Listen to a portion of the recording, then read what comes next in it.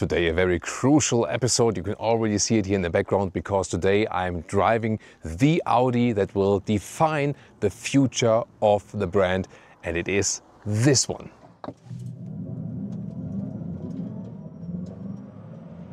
Woo!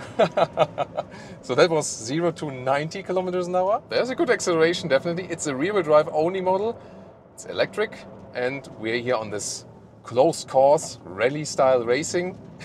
Yeah, the test engineer from Audi next to me is already signaling me like, take it easy, Thomas. That's the only piece we've got. So this vehicle here, you've just seen the first short test drive. Soon more about driving this one closed and also with open top. At this moment it's called Concept C, and you know, I have history with this vehicle because at the first studio shooting I was quite shocked about the front.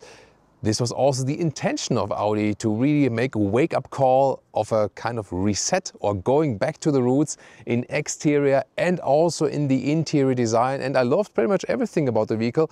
I just thought maybe the grille is too extreme. But now the funny stuff comes. With the number plate, it's kind of like a little bit drawn back. Usually a number plate destroys a vehicle, but now the grille is a little bit drawn back. And I also, meanwhile, got a little bit used to that one. And I also want to show you today that this new vehicle here, a coupe and the roadster in one vehicle, will be, so to speak, a mix or two vehicles in one of the Audi TT. We have it here in the very first generation.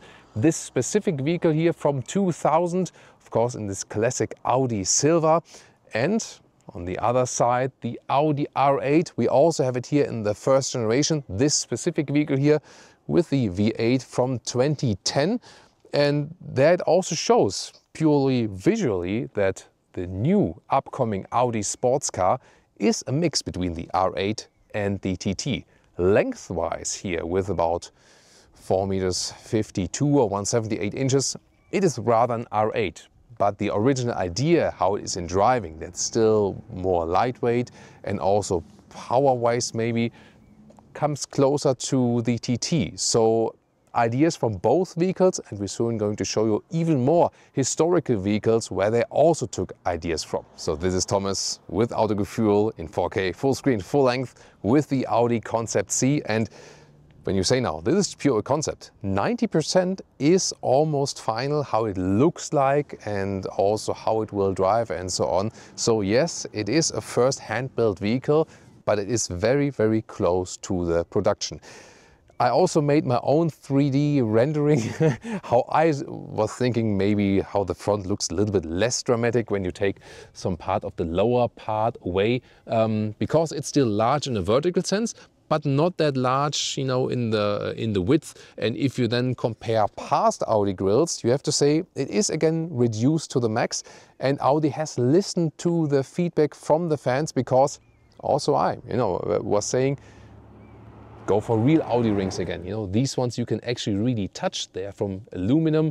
And the same we will also see on the interior, and that Audi goes back to Bauhaus design, and you can see this very, very sculptural design already in the front.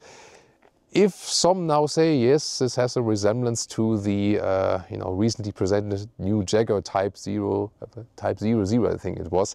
Yeah, because the designer is the same designer that is now working for Audi. So there is no coincidence, and this was also part of some criticism. Very interesting is that all the viewers from Germany, they were very enthusiastic about the vehicle, whereas the international audience had a little bit more criticism, especially about the grille. There were also some like funny comments like Audi gravestone, or I was suggesting maybe like a minibar and so on. But it's really a thing, the front is more shocking, but then you get used to it. And now I really concentrate on the sculptural lines, which I was very positive about from the beginning on. And I think it works very well, that it shows something very attractive, very puristic in design. And also when we were driving this vehicle here around the South Tyrol area, everyone is stopping by, taking photos and so on. At the same time, it is all electric, so it will be silent even if you're going for some show-off moves. Now some technical interesting facts and so on. Really slim headlamps, they also move mechanically actually. And here also, for example, you can see in the front, this is real metal here also at the front grille, so they use more real materials. Again, you can hear and feel that not only with the rings and so on. In the side profile, a very, one design line effect. You can see it works very well, and also especially in the closed form. And I can confirm today that there will be no soft top. It will be the hard top. At the same time, it's a convertible as well. So you have the Roadster, you have the Coupe, both in one car, more to a 911 Targa at Audi. That would be the one that comes closest to it. Just that this one here then is all electric. I'm also a fan of soft tops because it reduces weight on the top part of the vehicle, but they really want to keep the silhouette and also make it more R8 alike. I say in the length and from the visual appearance, indeed more R8, I have to say. 21-inch wheels we have on this one here, and you can see here these Audi rings, they are also moving together so that they stay upright and at ease basically no matter how the car is standing. There will be a standard steel spring suspension on this one here today and the rear wheel drive. Let's see if later on they will also add adaptive suspension or so on. So far a very stiff setup. The all-wheel-drive model will be even better in the performance, but the rear-wheel drive model, I can already tell so far, you've seen it in a couple of seconds in the front, it's already enough as for the acceleration. The weight is about 1.7 tons. That means also the focus on keeping the weight low, although it's all electric. So that means that the battery is not too large. Not the focus on high range and big battery like with the Audi e-tron GT, for example. This one more for maneuverability and so on. And here once again the rings at the rear from aluminum, which you can really touch and feel. The number plate integration in the rear is actually quite natural. Of course, there are more beautiful things than number plates, but here it doesn't play the biggest effect like it did in the front. But in the front there was also like pro and con definitely as for that. And I can also confirm that it will not have a rear window. So this will be closed like this. They say even 90% from the final looks, and these are more like, looks like dinosaur fins, like you know, something like that. There will be additional braking lights in there, and there are also a couple of cameras. For example, the top camera is the one I can see in the back mirror, and there will be additional rear view camera that you can also park in and out properly. And this is the original car where they took the inspiration from. This is the Auto Union Type C race car, originally from 1938 with 16 cylinders. Incredible. This is a replica model from 1998, but you can see here it's like the original design with the vertical front grille. So this is where they started from, really searching deep in the heritage. And another inspiration was from the Audi RS6 C6, that generation here, the specific vehicle also from 2010, because this one here had the first so-called single frame grille at Audi.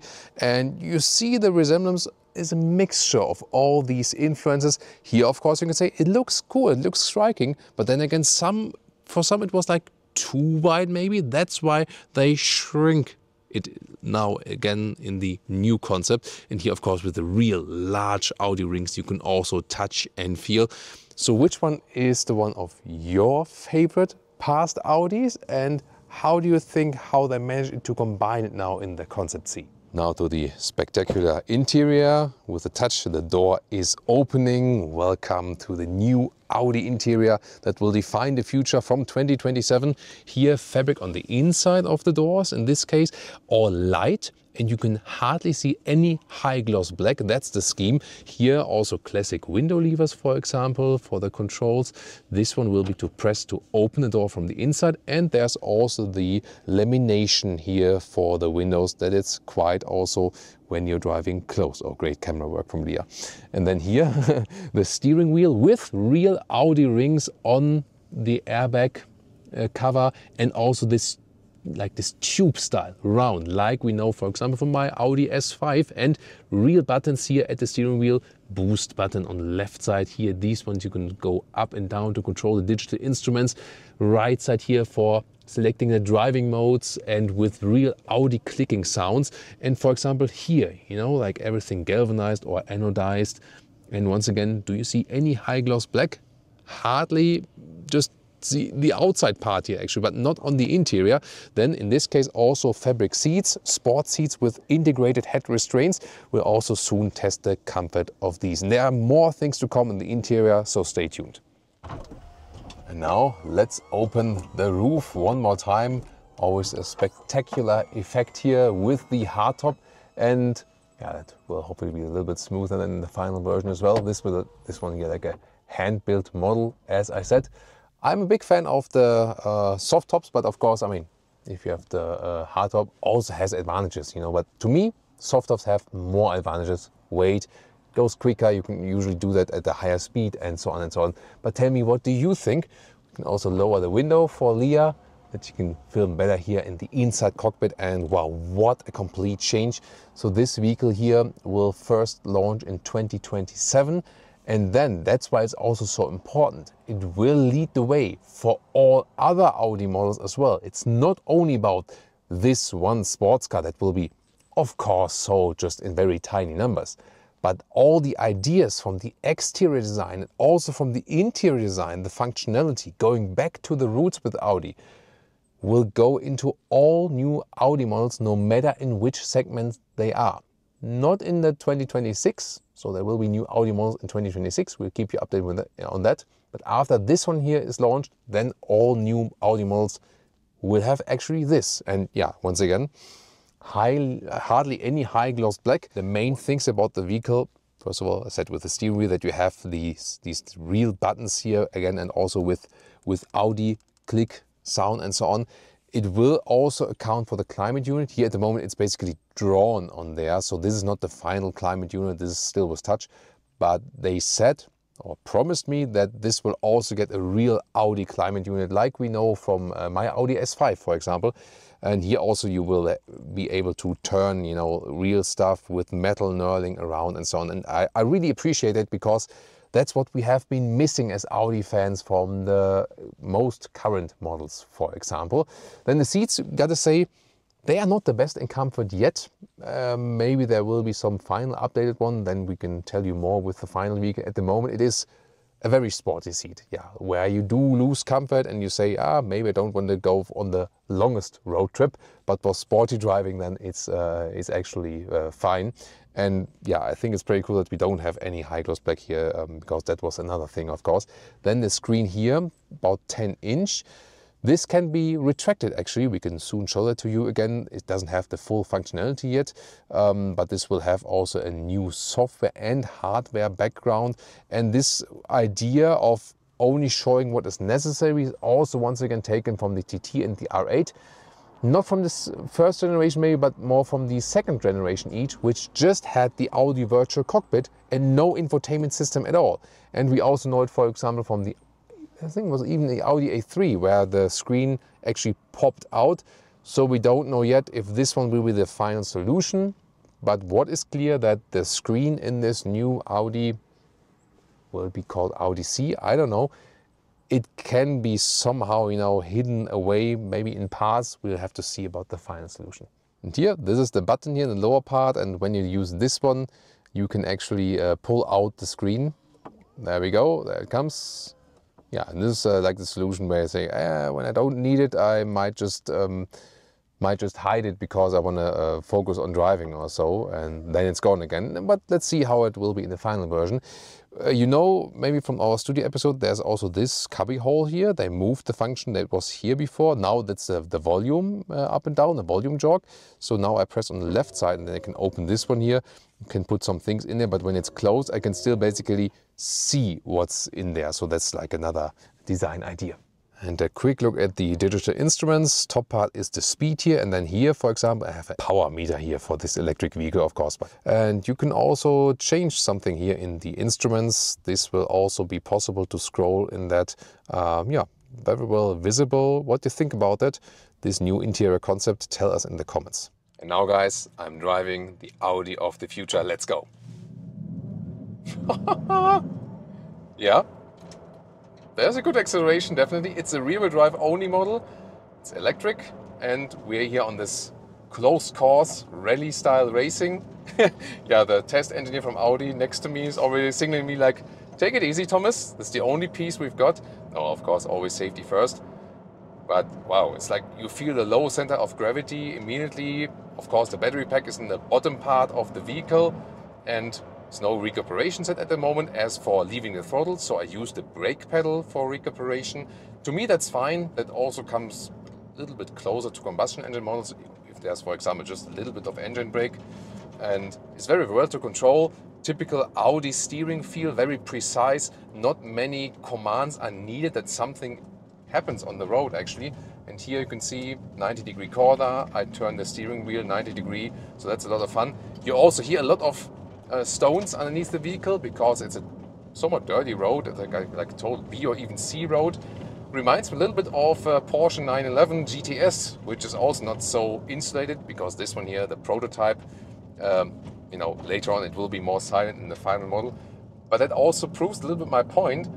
This really feels like an electric 911 Targa, somewhat. If you want to like imagine yourself what it comes closest to, so to speak, and it really connects very well to the road. 21-inch wheels we have on there. The suspension is a fixed suspension, so there's no adaptive dampers.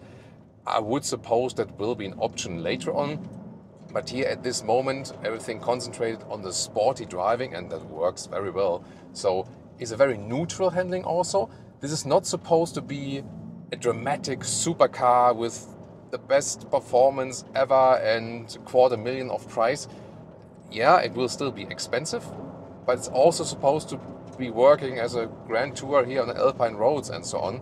So you have the instant acceleration.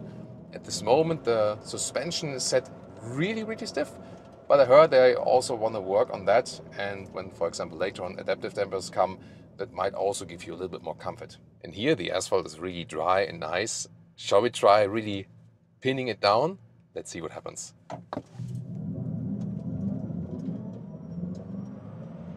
Woo! So that was 0 to 90 kilometers an hour. Really nice. I mean, yeah, there can be more drastic acceleration, but I think it's exactly on point here with the rear-wheel drive model. There will also be an all-wheel drive model to be expected, but I think you don't need it. This one has all the power you actually need. Yeah, so it's not that it puts too much stress on your body, but it's exactly how you would like imagine, hey, I need a nice performance, but without that my brain leaves the body, you know, because sometimes with like these extreme EV performance, EVs or something like that, it's just too much on your body. But since here we're sitting very low, once again with a low center of gravity, and that the car is not too heavy, it's still a lot of fun to drive. Because sometimes I had it with electric vehicles that they behave very well on the motorway, for example, but then when you put it on the racetrack or drive in a very dynamic way, then it might become a problem because too much body stress is happening. And here they kept the weight low, not too big battery, because they say we rather want the lower weight, better performance, you know, than maybe like 120 kilowatt hours or going 1,000 miles or something like that, you know. So here they try to keep the balance that it doesn't get too heavy. And that's also leading me to the question, Audi TT or Audi R8. Yeah, we found out exterior interior that it's something in between, and driving wise it's probably also something like that. So the combustion engine TT is of course smaller and more agile, yes. Then again, this one has great performance, but it's not that, you know, extreme in the performance like a fully spec'd R8. So also driving wise, indeed something between Audi TT and Audi R8 than in this modern electric interpretation. And here, by the way, the steering, once again, you can see that I don't have to work that much. At the same time, we know that modern vehicles often have no feedback from the steering. That's maybe, you know, arcade-like computer game, but here I still feel what's happening on the road as well. And now we want to drive open top. We've opened the roof and driving convertible, open top. I mean, I've been driving the MG Cyberstar, for example.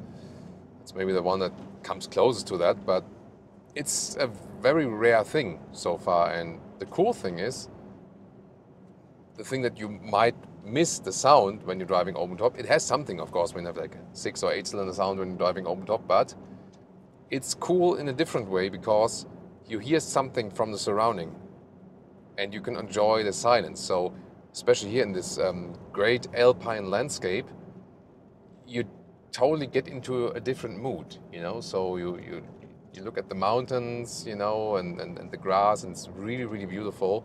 So it's the South Tyrol area here. Oh, Leah's standing outside there, taking some shots of the vehicle. So there we are. It's something you maybe realize that. So I feel I have to drive slower, you know. So because it's so silent and you just want to enjoy it, you know. And both is possible with the vehicle, you know, driving it a little more aggressive in a sporty way, but also just enjoying it. And yeah, again, as a S5 owner, I do enjoy it when I drive open top and I hear that 6-cylinder growling a little bit, especially because I have the version like 2018 without the particle filter, which is still a little bit louder, and when you open the valve, for example. But here it's actually something different. So you can drive sporty, but especially when it's open top and electric, it directly gets you into this relaxing mood, so to speak. Nevertheless, it's always ready to push the throttle. In this case, maybe we call it accelerator pedal to be very precise. Here, very precise also again in the corners. I hope it's also a cool feature for you to watch it on camera with this transitions between the sunlight and the shadows. Something that also professional racing drivers and also like motocross drivers, for example, in the AMA Nationals especially, always have to work with. So it's really tough on the eye, so therefore we also have to be careful. So here at about 60-70 kilometers an hour, wind noise pick up a little bit, so it's more like a fresh wind convertible, not exactly like my S5, which you can drive 120 kilometers an hour, 80 miles an hour on the motorway, and you hardly have any wind effect. Still, I'm sitting deep enough in the vehicle that it doesn't get too cold or something. One more time with the stronger push here. Yeah, there you hear the wind noise, so like at about 80 kilometers an hour. We have to see about the final version, of course. It does have like dual lamination in the windows, so when it's closed, but definitely from the turbulence that are occurring, it's not comparable to the S5 convertible, more like to a TT or something like that. And it's also something that we experienced in the comparison 911 convertible versus 911 Targa. The Targa, also with the MX5 RF to the convertible, the Targa versions are always the louder ones. When you have the convertible and put a proper wind deflector in the rear, it's really silent, no turbulences, you can drive it also high speed. When you have this fixed roof in the rear, there's always more wind turbulence. So I would rather say that's something really that you drive open top on these alpine roads, countryside and so on, and of course also inside the city, because you can also use this one here as a show-off vehicle, maybe when you go for your favorite restaurant in the city or something like that. And show-off also works when you don't have the sound, definitely, because this exterior is really attracting a lot of attention. When we do our filming here, we can also see that people are taking photos, looking at the vehicle, so it creates a lot of attention, although there is no sound. And that's perfectly fine, you know. So I really have to say, enjoying it very much. What could be done better is definitely the seating comfort. So as much as I enjoy open top driving and I'm like a true convertible lover, my S5 seats, these are definitely more comfortable than the seats we have here. So maybe there will be some comfort optimization of the seats. These are also concept car seats. So I hope that the final version seats will be maybe a little bit more comfortable, a little bit plusher and softer as for the seating. That's probably something that is still on my wish list. But in driving, in the agility and this big question of, does it work? Open top roadster electric definitely does work, and it's so much fun to drive it here. What an interesting journey here with driving the Concept C here today. I'm looking forward to the final name, of course, and we can release more technical specs about this one. Will it be a replacement for our S5 convertible? I'm not so sure about that one yet, because I would also look out for a little bit more comfort while driving. For example, we'll see about that, also about the final seats and so on. If you're now also getting a little bit nostalgic, we also, of course, have actually quite old content of the Audi TT and the Audi R8, but it's definitely worth watching it as well.